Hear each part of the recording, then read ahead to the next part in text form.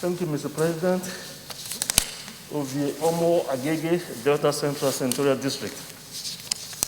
Mr. President, I'd like to begin by commending the orator of the Senate for this bill. The bill is very well researched and very well delivered. Mr. President, I join all who have spoken before me in supporting this bill.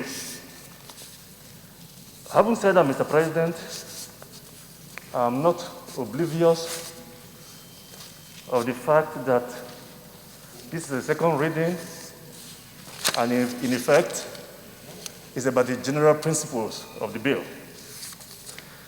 Be that as it may, Mr. President, I have taken a look at the gazetted bill itself, and there's an issue I like to raise at this particular time, not just with respect to this bill, but with respect to so many other laws that we have in our books. Mr. President, I refer most specifically to Section 2, subsection 3 of the bill.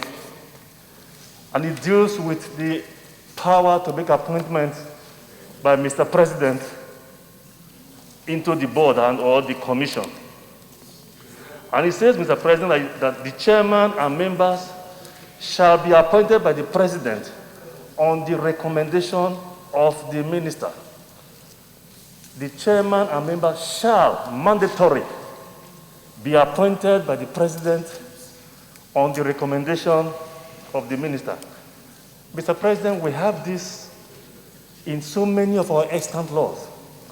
What this has the effect of doing, Mr. President, is to turn the ministers that will, under whose ministry this board will report, to turn them into de facto president.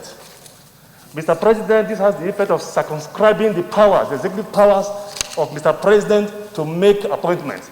We've had situations in the past where appointments were made by Mr. President and ministers stood up to say that they did not make those recommendations.